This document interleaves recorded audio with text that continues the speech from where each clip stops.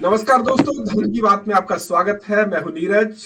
तो दोस्तों, किसी भी निवेशक के लिए सबसे बड़ा सवाल ये होता है, खासतौर पर जब वो म्यूचुअल फंड में निवेश करता है, कि वो अपने लिए सबसे बेहतर म्यूचुअल फंड का चुनाव कैसे करे।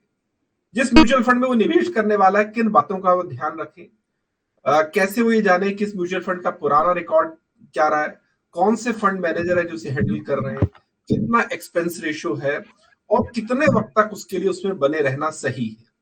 ये तमाम सवाल है जो किसी भी निवेशक के मन में उठते हैं, खास तौर पर तब वो जब वो किसी म्यूचुअल फंड में निवेश करने वाला हो। तो यही बड़ी बात है कि म्यूचुअल फंड का चुनाव करते वक्त वो कौन कौन से पहलू हैं, कौन कौन से पॉइंट हैं जिनका हमें ध्यान रखना चाहिए। और आज की धन की बात में हम इसी मामले पर बात करेंगे। हमारे साथ मौजूद है मशहूर निवेश गुरु विश्वजीत पराशर जी। सर, बहुत स्वागत है आपका। Thank you Neeraj. और साथ ही साथ मौजूद है मेरे सहयोगी और एनबीटी बिजनेस ऑनलाइन के एडिटर हमारे शिशिर चौरसिया। शिशिर भाई, आपका भी बहुत स्वागत है। विजय सर, को तो बड़ा ये बेसिक सवाल है कि हम बेस्ट म्यूचुअल फंड का चुनाव कैसे करें, लेकिन शायद ये उतना भी सरल नहीं। तो आप बताइए कि क्या क्या वो पॉइंट है, कौन कौन से वो चीजें हैं जो एक निवेशक को देखनी चाहिए किसी भी म्यूचुअल फंड में निवेश करने से पहले। देखिए नीरज, करीब 2000 म्यूचुअल फंड स्कीम्स हैं, 40 एसेट मैनेजमेंट कंपनीज हैं। करीब करीब हर एएमसी के पास मिलते जुलते फंड हैं जो दूसरी एएमसी के पास भी है। तो चुनाव करना अपने आप में इतना आसान नहीं है, चैलेंजिंग है।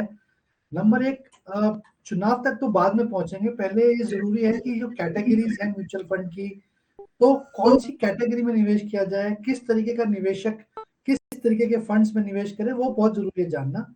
हमेशा मैं म्यूचुअल में कहता हूँ कि म्यूचुअल फंड्स में कहते हैं KYC, नो योर कस्टमर, मैं कहता हूँ KYS, नो योर सेल्फ। अगर आप अपने को जान लें, पहले अपने को समझ लें, आपके गोल्स क्या हैं, आपका रिस्क प्रोफाइल क्या है, आप कितने लंबे समय तक के लिए पैसा निवेश करना चाहते हैं, तो उसके बाद चुनाव शुरू होता है कि कौन सी कैटेगरी में निवेश करेंगे। और उस कैटेगरी के बाद शुरू होता है कि कौन से स्कीम या फंड में निवेश करेंगे। तो अगर कोई रिटायरमेंट की प्लानिंग कर रहा है, किसी का गोल है, या बच्चे की शादी है जो अभी 10-15 साल दूर है, या पढ़ाई है, या रिटायरमेंट है, तो नेचुरली लॉन्ग टर्म व्यू है, तो आप इक्विटी में कंसिडर करेंगे, क्योंकि म्यूचुअल फंड में डेट भी है, इक्विटी भी है, गोल्ड भी है, हर तरीके के फंड्स हैं, और हाइब्रिड फंड्स भी हैं जिनका मिला जुला होता है, जिसमें डेट भी है, इक्विटी भी है, मिला जुला है। तो आपको पहले चुनाव करना है कि मेरा गोल क्या है। तो गोल जब आपका क्लियर है कि लॉन्ग टर्म है, मीडियम टर्म है, या शॉर्ट टर्म है। कई बार ऐसा भी होता है कुछ पैसा आपके पास 6 महीने के लिए है, 1 साल के लिए है, तो वो कहाँ निवेश करना है, उसको तो आप इक्विटी में निवेश नहीं करने जाएंगे। तो अगर आपको टाइम होराइजन क्लियर है, आपका रिस्क प्रोफाइल क्लियर है कि आप किस तरीके के निवेशक हैं, आप रिस्क ले सकते हैं या नहीं ले सकते हैं। रिस्क जब मार्केट चढ़ रही होती है, तो हर निवेशक कहता है कि मैं रिस्क ले सकता हूँ और मुझे अच्छे रिटर्न्स मिल जाए, तो मैं सबके लिए तैयार हूँ। लेकिन जब मार्केट में गिरावट आती है, मान लीजिए आपका 100 रुपया निवेश किया हुआ है और वो 40 रुपये रह जाए या 50 रुपये रह जाए, तब आपको पता लगता है कि आप किस तरीके का रिस्क झेल सकते हैं, या वो फंड आप कितना, जो आपने निवेश करा था, वो कितना इंपॉर्टेंट था आपके लिए। तो ये सब क्वेश्चंस के जब आप आंसर दे देते हैं, तब आप म्यूचुअल फंड्स में पहुंचते हैं कि आपको किस तरीके का फंड आपको चुनना है। तो ये सबसे इंपॉर्टेंट कैटेगरी है। तो मेरे हिसाब से अगर लॉन्ग टर्म गोल है तो इक्विटी, अगर मीडियम टर्म गोल है तो हाइब्रिड म्यूचुअल फंड्स, और अगर शॉर्ट टर्म गोल्स है तो आप डेट म्यूचुअल फंड यानी कि लिक्विड फंड्स में चुनाव कर सकते हैं, ultra short term debt funds में चुनाव कर सकते हैं। तो इस तरीके से टाइम होराइजन के साथ और गोल के साथ आप अपना म्यूचुअल फंड का चुनाव कर सकते हैं। बिल्कुल सर, सर। इसमें एक सवाल ये है कि आप तो निवेश गुरु हैं, विशेषज्ञ हैं, इसलिए long term, medium term, short term आप डिफाइन कर रहे हैं। हमारे जो श्रोता हैं, दर्शक हैं, नए हैं, उनको नहीं मालूम, उनको सर बताने की कृपा करेंगे कि शॉर्ट टर्म का मतलब कितना, 10 दिन, 20 दिन, 6 महीने, 1 साल, 2 साल, मीडियम टर्म कितना और लॉन्ग टर्म का कितना ड्यूरेशन है। बिल्कुल सही शिशिर भाई, कई लोग मुझे बोलते हैं कि मेरे पास पैसा निवेश करने के लिए लॉन्ग टर्म है, 1.5-2 साल तक कोई दिक्कत नहीं है, तो वो एक गलती है। शॉर्ट टर्म आपके जो गोल्स हैं, मान लीजिए आपको 6 महीने बाद कुछ कुछ खरीदना है, कार खरीदनी है, कोई और चीज खरीदनी है, जो फीस जमा करनी है। 2 साल तक का जो पीरियड है उसको हम शॉर्ट टर्म पीरियड मानते हैं। 2 साल से 5 साल तक का जो पीरियड है उसको हम मिड टर्म पीरियड मान लेते हैं, मीडियम टर्म मान लेते हैं। और 5 साल से कम 5 साल से ऊपर जो है पीरियड उसको हम लॉन्ग टर्म कह सकते हैं। चाहे वो 10 साल है, 15 साल है, वो 5 साल से कम 5 साल तो होना ही चाहिए। और ऐसा भी कहा जाता है कि अगर आप इक्विटी में निवेश कर रहे हैं तो मिनिमम 5 साल का पीरियड आपके पास होना चाहिए। ऐसा नहीं है कि मार्केट में चढ़ावट है और आपके पास 2 साल के लिए फंड है तो आप इक्विटी में निवेश करें, क्योंकि इक्विटी मार्केट आपको सरप्राइज कर सकती है, उतार-चढ़ाव ज़्यादा रहते हैं। तो अगर आपको स्टेबल रिटर्न्स चाहिए तो आप डेट म्यूचुअल फंड की तरफ जाते हैं, जहाँ पे आपको स्टेबिलिटी भी मिलती है और आपको शॉर्ट टर्म में कोई सरप्राइज नहीं मिलता। सर यहाँ एक चीज और बता दीजिए कि शेयर मार्केट में निवेश पर इनकम टैक्स का नियम क्या कहता है? इनकम टैक्स कहता है कि लॉन्ग टर्म इन्वेस्टमेंट में वो कम टैक्स चार्ज करता है, शॉर्ट टर्म में ज्यादा। तो शेयर बाजार में income tax department short term और लॉन्ग टर्म का ड्यूरेशन क्या हुआ? बिल्कुल ठीक है। लॉन्ग टर्म और शॉर्ट टर्म जो इक्विटी मार्केट है, चाहे वो इक्विटी म्यूचुअल फंड्स हैं या शेयर्स हैं, अगर 1 साल से ज़्यादा पीरियड आपने पैसा निवेशित किया हुआ है और आप उसमें बने हुए हैं, तो आपको long term capital gain tax का एडवांटेज मिलेगा। अगर आप 1 साल से पहले पैसा बेचते हैं, अपना फंड बेच देते हैं या शेयर बेच देते हैं, तो आपको short term capital gain tax लगेगा। वो है short term capital gain tax करीब 15% है, प्लस सेस है। उसके बाद 1 साल के बाद अगर आप बेचते हैं तो केवल 10% टैक्स रह जाता है, यानी कि 5% का टैक्स आपका बच जाता है। तो ये एज पर टैक्स लॉज है। सर इसमें अब हम एक एक करके सवाल अगेन म्यूचुअल फंड के चुनाव को लेकर करते हैं। अमूमन कहते हैं कि होता ही है कि जब भी कोई निवेशक किसी म्यूचुअल फंड का चुनाव करता है तो पहले वो ये देखता है कि इसने पिछले 1 साल में परफॉर्म कैसे किया। और जानकारी ये कहते हैं कि जो म्यूचुअल फंड कंपनियां जब अपने जो एएमसी है, जो कोई अगर नया प्रोडक्ट लॉन्च करती है तो उनकी कोशिश होती है कि शुरू के 1 साल में इससे अच्छे रिजल्ट लिए जाए, क्योंकि उनको भी पता है कि जो निवेशक है वो शुरू के 1 साल के रिजल्ट देखता है। तो आपके हिसाब से आइडियली किसी भी म्यूचुअल फंड में जब निवेश कर रहे हैं तो हमें उसकी कितने सालों की परफॉर्मेंस देखनी चाहिए? बहुत अच्छा सवाल है नीरज। ऐसा होता है कि सबसे पहले तो निवेशक रिटर्न्स को चेज करते हैं। तो रिटर्न्स को चेज करना कोई समझदारी नहीं है, क्योंकि बहुत बड़े-बड़े अक्षरों में लिखा होता है पास्ट परफॉर्मेंस मे और may not be sustained in the future. तो अगर एक एएमसीज जो रिटर्न्स दिखाने की कोशिश करती हैं, वो इस तरीके से निवेश करती हैं कि आखिरी 1 साल 2 साल की रिटर्न अच्छी हो, क्योंकि बहुत सारे निवेशक 1-2 साल की रिटर्न देखेंगे और खूब सारा पैसा आएगा। और एएमसी का जो बिजनेस है वो है पूरा जो एसेट अंडर मैनेजमेंट है उसके ऊपर जो कमीशन फीस बनती है, या जिसको हम एक्सपेंस रेशियो कहते हैं, 1% या 50 पैसे जो भी फी एक्सपेंस रेशियो होता है, वो उनकी कमाई होती है।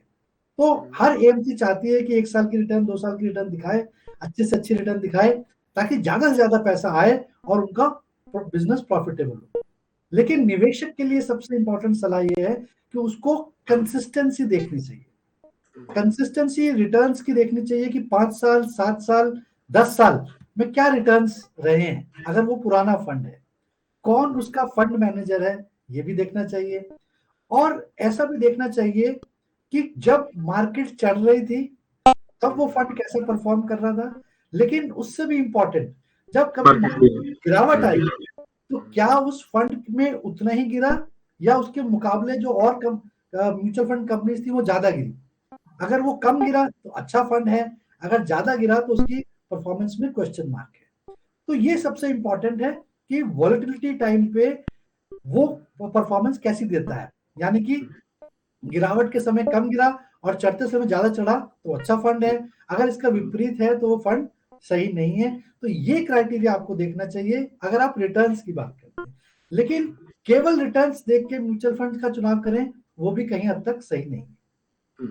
और सर ये एक्सपेंस रेशो के बारे में हमारे दर्शकों को बताइए कि वो कितना मायने रखता है और उसके मतलब क्या है।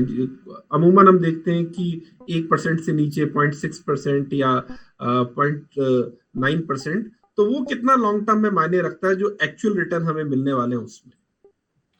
देखिए धीरज, ये थोड़ा डिबेटेबल सवाल है, क्योंकि कई निवेशक ऐसा सोचते हैं कि मेरा जो 1% है, देखिए आपका 100 रुपया निवेशित जो आपने किया, उसका साल का 1% एएमसी कंपनी रखती है, जिसमें वो वहां पे उसमें जो फंड मैनेजर है जो आपके बिहाफ पे स्टॉक सिलेक्ट कर रहा है, उसके साथ एक रिसर्च की टीम है और साथ में जो जो डिस्ट्रीब्यूटर्स हैं वो सब मिला के वो 1% में करीब करीब एक्सपेंस रेशियो लेते हैं इक्विटीज में। तो ये भी निर्धारित है, सेबी द्वारा रूल्स है, उस रूल को वो ब्रेक नहीं कर सकते हैं। जो डिफाइंड पैरामीटर है उसी पैरामीटर में वो एक्सपेंस चार्ज करते हैं। कुछ फंड्स कम चार्ज करते हैं, कुछ ज्यादा चार्ज करते हैं। जो कम चार्ज करते हैं ऑब्वियसली वो इन्वेस्टर के लिए लाभदायक है, क्योंकि अगर लॉन्ग टर्म में देखें तो एक्सेल का मैजिक जिसे कहते हैं, तो 1% का भी बहुत बड़ा प्रभाव पड़ता है आपके फंड्स के ऊपर। कुछ लोग इस वजह से पैसिव फंड्स में जाते हैं, यानी कि इंडेक्स फंड या फिर ईटीएफ जैसे फंड्स का चुनाव करते हैं, क्योंकि वहां पे एक्सपेंस रेशियो बहुत कम होता है। लेकिन उसका भी एक गड़बड़ है, उसमें यह है कि अगर आपको मार्केट के उतार चढ़ाव समझ में नहीं आते हैं, आपको फंड सिलेक्ट करने में परेशानी है, तो आप कहीं ऐसा ना हो कि सारा 1% बचाने के चक्कर में बहुत सारा नुकसान ले लें। कोई ऐसा निवेशक हो सकता है जिसका गोल तो शॉर्ट टर्म था, लेकिन उसने इक्विटी में निवेश कर दिया कि एक्सपेंस रेशियो कम समझ के। तो एक्सपेंस रेशियो पूरा क्राइटेरिया नहीं है। आपको अपने गोल्स को समझना है, रिस्क को समझना है, और आपको अगर लगता है कि आप फंड का चुनाव नहीं कर पा रहे हैं, तो आपको बेटर है कि आप एक्टिव फंड में जाएं, जहां पे फंड मैनेजर का उद्देश्य ये होता है कि जो भी इंडेक्स है उससे ज्यादा रिटर्न लाके दिखाए। उसको अल्फा कहा जाता है।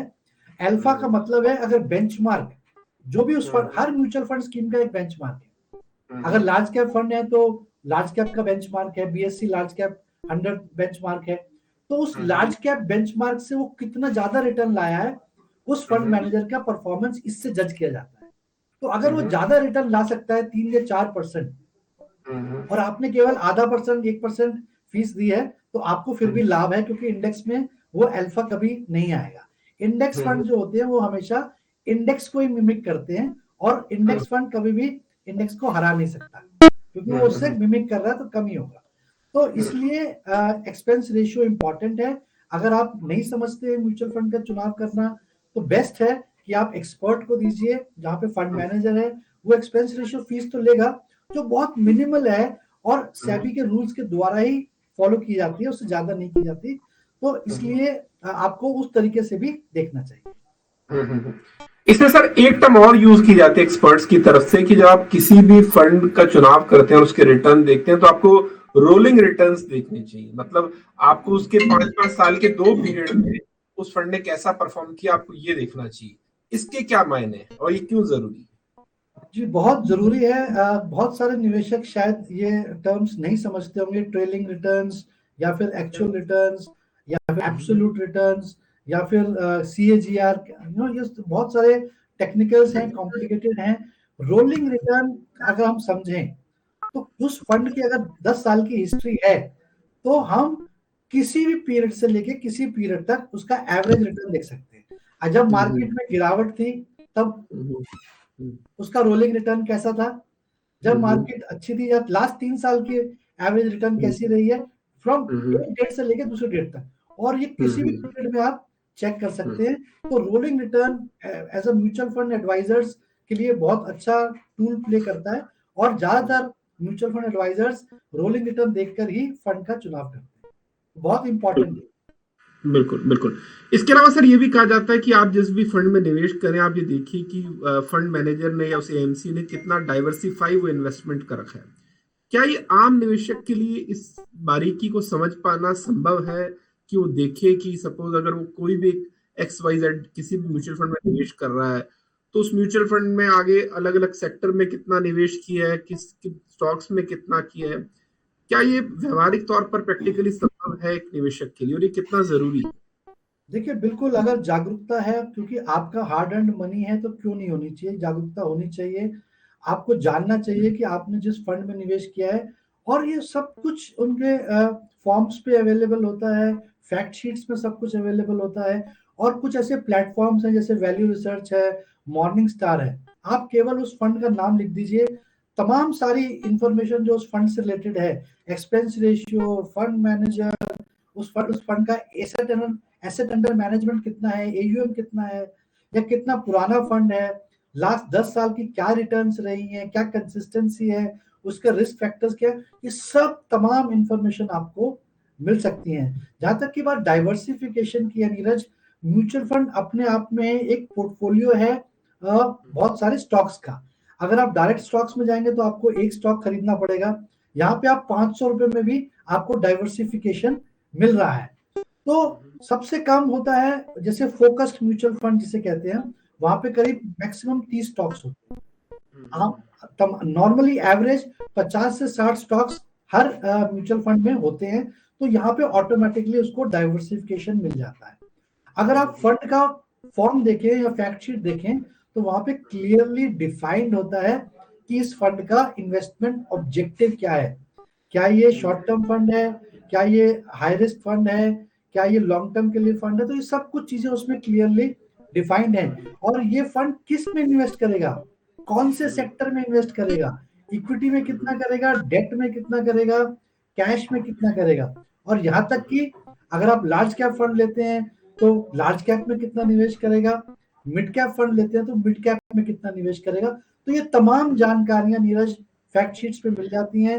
और जो प्लेटफॉर्म मैंने बताया, अगर आप केवल उस फंड का नाम लिख दें तो आपको सारी जानकारी एकदम से एक शॉट में आपको मिल जाएगी। बिल्कुल।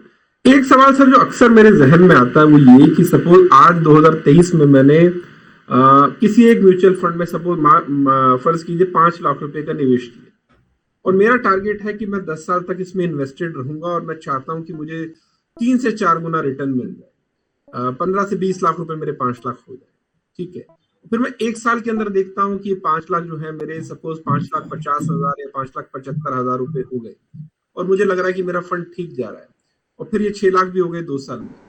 फिर अचानक से मुझे सिग्नल मिला कि मार्केट गिरने वाली है यहां से, और 3 महीने 4 महीने मार्केट के बुरे हाल होने वाले। तो क्या भले ही मेरा लॉन्ग टर्म का विजन हो तो क्या उस वक्त मुझे बेच देने चाहिए अपने फंड और फिर वेट करना चाहिए कि मार्केट पूरा नीचे गिर जाए तो मैं इसको री इन्वेस्ट करूं, या फिर मुझे बने रहना चाहिए क्योंकि मुझे उस वक्त तो पैसों की जरूरत नहीं है और मेरा टारगेट तो बाद में 8 साल बाद आने वाला है?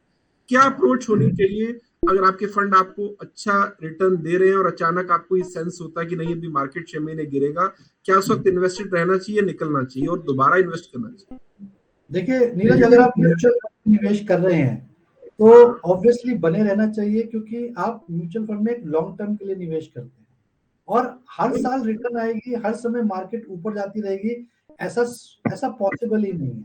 मार्केट का नेचर है या वो ऊपर जाएगी या नीचे जाएगी, और कभी कभी साल 2 साल मार्केट डाउन रहती है, फिर एकदम से रिटर्न्स आती हैं, रैली बन जाती है। तो ये मार्केट का नेचर है और इसीलिए कहा जाता है कि आपको लॉन्ग टर्म के लिए निवेश करना है।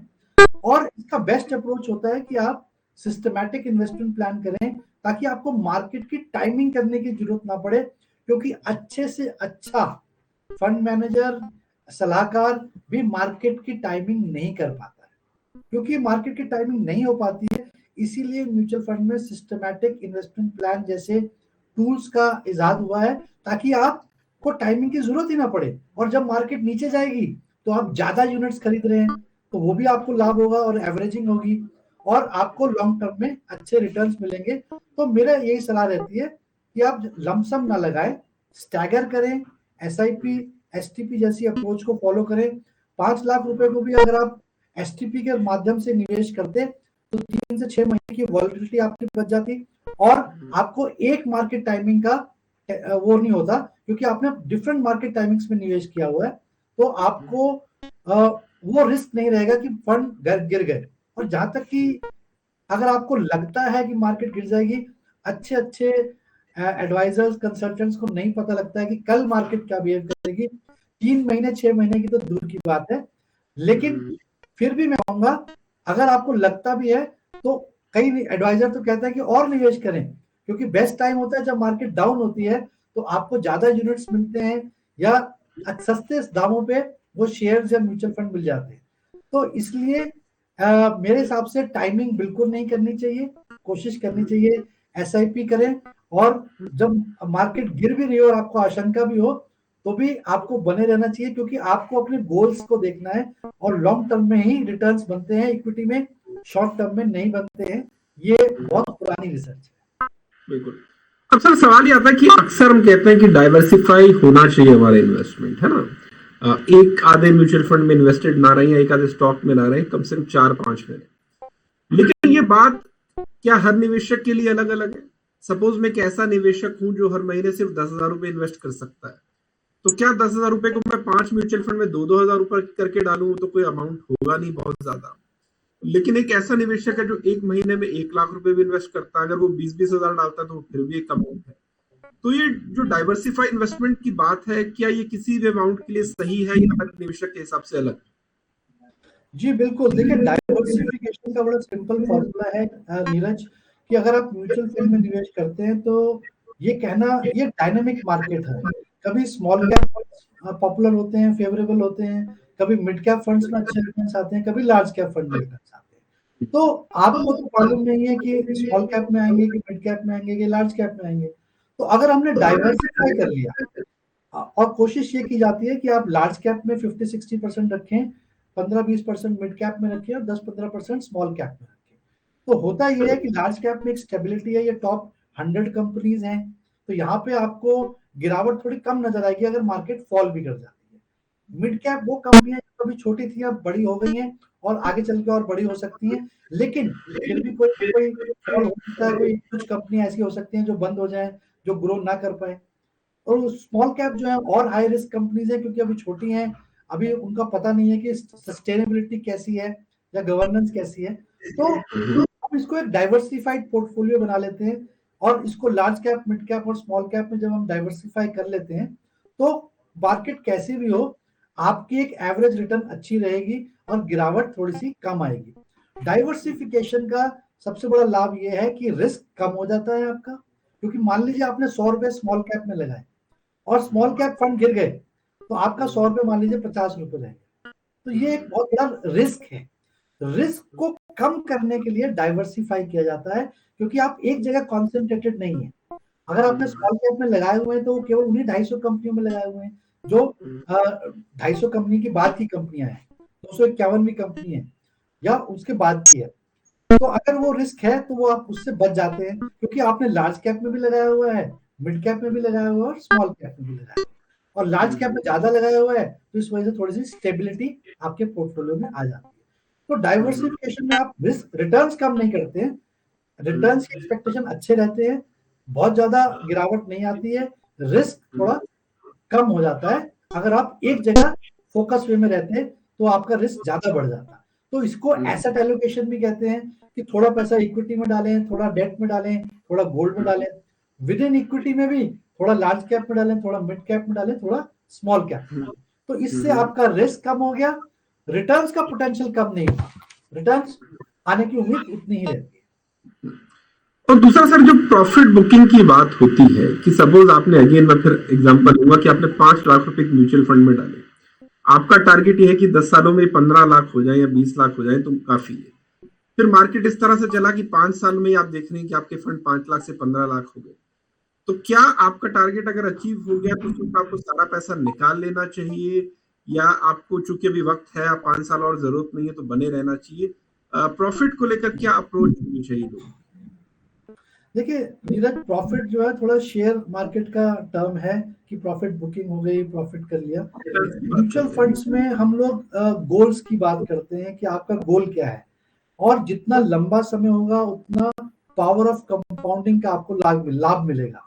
यानी कि जितना लंबे समय आप पैसा निवेशित करेंगे उतना आपको लाभ मिलता है। कि आप एग्जाम्पल देखिए, कोई आदमी जॉब शुरू करता है, गवर्नमेंट एम्प्लॉय, वो डे 1 से पैसा जोड़ता है ईपीएफ में, और जब वो रिटायर होता है तो कई करोड़ रुपए मिलता है। वो इसका लाभ क्या है, क्योंकि पावर ऑफ कंपाउंडिंग हो जाती है। अगर आप पैसा, आपको जरूरत है, आपका कोई गोल है, तब तो आप पैसा निकालिए, अदरवाइज आप पैसा निकाल के क्या करेंगे, कहाँ रखेंगे, वो भी एक सवाल है। फिर आपने बैंक में ही रखना था तो अपने उसके रिटर्न कम हो जाते हैं, तो आप इन्फ्लेशन को भी बीट नहीं कर पाते हैं। तो बेस्ट है आप लॉन्ग टर्म के लिए रखिए। जब आपका गोल, आप अपने गोल के करीब हो, तब आप 1 साल पहले उस पैसे को डेट में ट्रांसफर कर लें, ताकि आपको लास्ट मिनट सरप्राइज ना हो। और इसी को एसेट एलोकेशन भी कहते हैं। कि मान लीजिए नीरज की एसेट एलोकेशन है कि वो 40 साल के और 60 रुपए उन्होंने और हम रूल कहते हैं कि 100 माइनस एज इक्विटी में होना चाहिए। तो 60 रुपए आपके इक्विटी में है, 10 रुपए गोल्ड में है, 70 रुपए और 30 रुपए आपके डेट में है।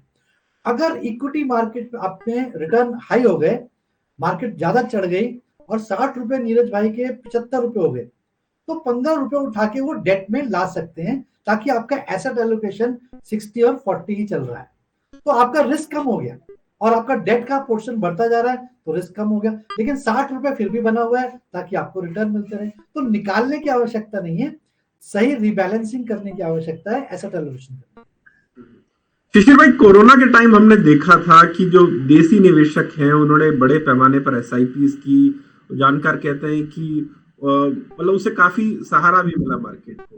क्या ये ट्रेंड अभी भी जारी है? बिल्कुल जारी है। एसोसिएशन ऑफ म्यूचुअल फंड्स है, एमपी सर जानते होंगे, वो हर महीने आंकड़े जारी करती है। अभी पिछले कुछ महीने से ट्रेंड दिख रहा है कि सबसे ज्यादा रिटेल इन्वेस्टर, मतलब खुदरा निवेशक जो वेतन भोगी हैं, जो 500, 1000 रुपए, 2000 हर महीने बचाना शुरू कर रहे हैं, वो बहुत ज्यादा आ रहे हैं म्यूचुअल फंड के रास्ते बाजार में। उन्हें भी लगता है कि शेयर बाजार में जो हम लोग जो खबरें चलाते हैं, हम आप दिखाते हैं, सर भी बताते हैं कि शेयर बाजार में बहुत तेज कमाई संभव है। अब उसमें है कि ढेर सारे लोगों को, अब सर को तो पता है कि कहाँ लगाएंगे तो हमें श्योर शॉर्ट पैसे मिलेंगे, लेकिन हमें आपको नहीं पता है। तो हम आप इनसे पूछेंगे तो कहेंगे नहीं नहीं, आप तो नहीं वहां तैर पाओगे, आप बेहतर है कि म्यूचुअल फंड नाम के नाव में सवार हो जाओ, उस जहाज पर सवार हो जाओ। तो हम लोग अपने वेतन से, आप अपने वेतन से, या कोई हमारे आपके जैसे रिटेल इन्वेस्टर 1000, 2000, 5000, 10,000 जिनकी जितनी है क्षमता, उस हिसाब से सिर्फ करते हैं। कोई वन टाइम भी इन्वेस्टमेंट कर देते हैं, तो रिटेल इन्वेस्टर का पार्टिसिपेशन बढ़ता जाता है। मैं बस ऐड करना चाहूंगा नीरज कि जब मार्केट चढ़ती है तो सबसे ज्यादा निवेशक आते हैं, और होना उल्टा चाहिए, जब मार्केट फॉल हो तब ज्यादा निवेशक को आना चाहिए। और अभी ये है कि ऑल टाइम हाई निवेशक आ रहे हैं, रिटर्न्स भी अच्छी बन रही है, और म्यूचुअल फंड मार्केट भी अपने आप में करीब करीब 45 लाख करोड़ का मार्केट हो गया है, जो पिछले 5 साल में कई गुना बढ़ा है।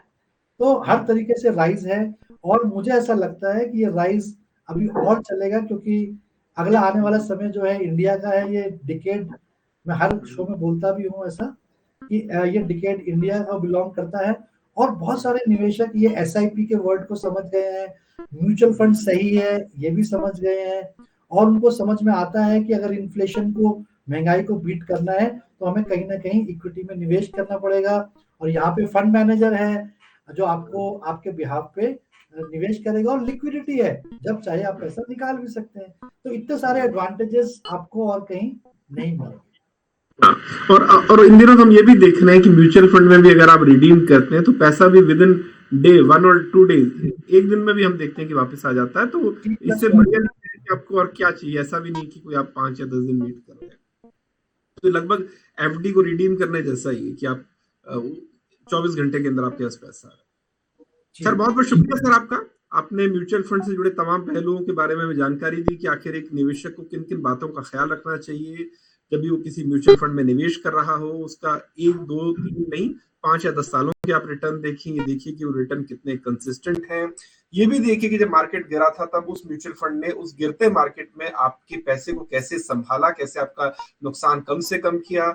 उसका एक्सपेंस रेशियो देखना भी बहुत जरूरी है, क्योंकि अल्टीमेटली वो आपके जो अंत में जो रिटर्न बनेगी उस पर भी उसका असर पड़ेगा। और साथ ही साथ ये भी देखना आपके लिए जरूरी है कि उस म्यूचुअल फंड ने अपना जो इन्वेस्टमेंट कर रखा है वो कितना डाइवर्सिफाई है, कैसे अलग अलग सेक्टर्स में कर रखा है, किन किन स्टॉक्स में कर रखा है। क्योंकि आपका पैसा है, इसलिए आपको भी थोड़ा सा बहुत ज्यादा नहीं, पेन तो लेना ही पड़ेगा।